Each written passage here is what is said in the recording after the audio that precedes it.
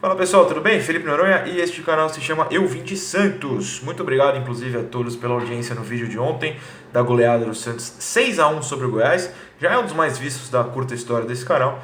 E obrigado a todos, porque é vocês que fazem ele crescer, né? Essa é a verdade.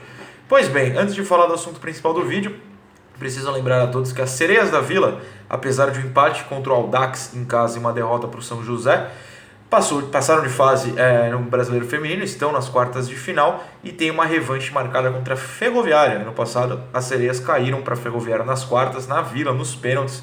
Assisti, foi bem triste. Esse ano, o Santos passou em segunda, a Ferroviária em sétima. O Santos é o favorito, mas pega o time que as tiraram do ano passado. Então, assim, é um confronto difícil, não é um confronto tranquilo de maneira alguma. O São José, que derrotou o Santos, por exemplo, passou só em oitavo. O Ferroviária foi sétima. Então, jogo duro para as Sereias, mas a gente confia nelas e toda a sorte do mundo. Ainda não temos datas. Quando tiver, a gente comenta aqui.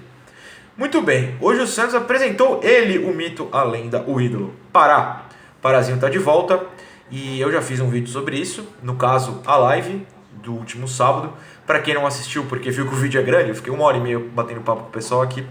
Na verdade, o assunto Pará durou 10 minutos. Os 10 primeiros minutos do vídeo são sobre o Pará. Então eu falei muita coisa de forma séria sobre o reforço do Santos que chegou no último sábado. Recomendo que você assista esses 10 minutos se quiser ver mais minha opinião sobre o Pará. Principalmente até na parte mística e por que eu defendo tanto o Parazinho.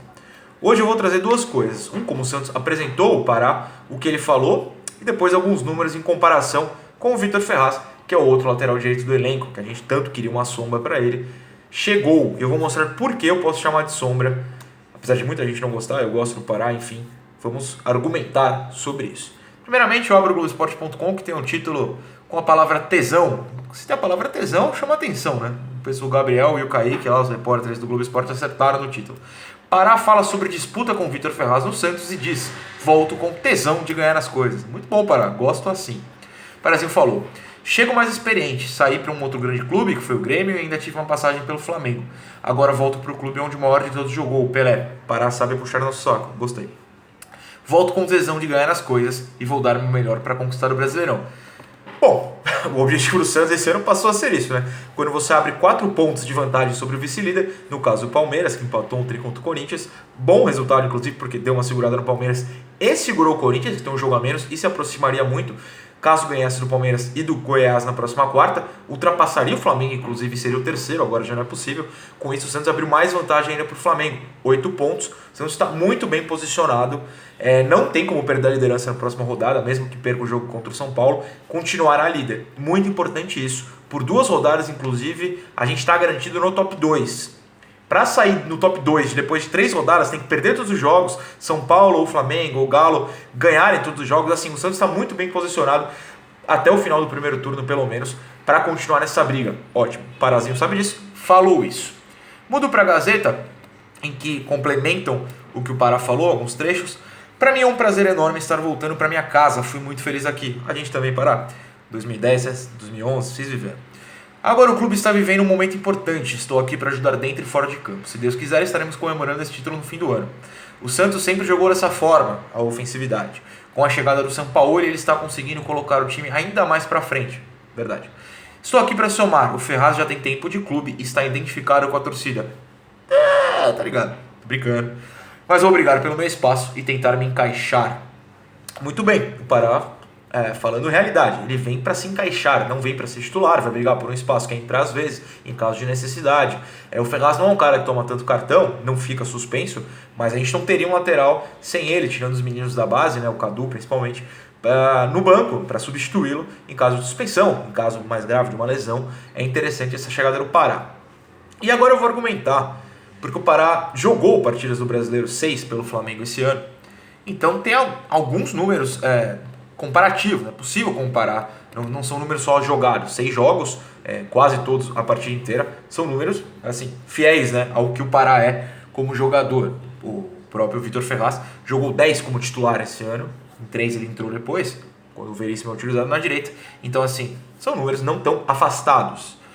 No caso, eu até falei na live, para quem não assistiu, recomendo que assista, que eu vou falar com mais detalhes lá, mas o Pará chegou em 2008 aqui, como jogador de meio, né, na verdade, um volante que avança. Então, num time que o lateral, eu mostrei ontem no vídeo de Santos e Goiás, como os dois laterais mais jogam no meio do que ensina as laterais, fechando, é interessante. Ele também sabe conduzir, um nível mais baixo, claro, a bola do volante defensivo para o volante ofensivo, que é o que o Pituca faz, com alguma qualidade. Mais baixo que o Pituca, obviamente. Mas o grande destaque dele é na questão defensiva, um lateral mais recuado quando é lateral do que o Ferraz, que é mais um ponta às vezes, né? Não é isso, mas em termos mais simples, joga muito mais ofensivamente do que defensivamente. Então os números do Pará na defesa são bem bons em comparação ao Ferraz. Não é uma crítica ao Ferraz, são estilos diferentes. Olha só, no SofaScore me informa que o Ferraz, no brasileiro, tem interceptações por jogo, 0,7. Parazinho, o site atualizou aqui, uma por jogo, mais. Dribles sofridos por jogo do Ferraz, 1,1. Em 6 jogos, o Pará não foi driblado. O Pará tem 2 cortes, desarmes por jogo. O Vitor Ferraz, 1 por jogo. Tem alguns outros números aqui. Por exemplo, o Pará perdeu no total 14 bolas no campeonato. O Ferraz perdeu 11. É um número que favorece o Ferraz porque joga ofensivamente e mesmo assim perde menos bolas. Dribles bem sucedidos, ambos estão com menos de 1. Total de duelos ganhos 1 contra 1, o Pará tem 4,3 acima do 3,2 do Ferraz. No chão também, são 3 por jogo contra 2,8, bem parelho. E duelos aéreos importante, o Pará ganhou 1,3 por jogo contra 0,4 do Ferraz.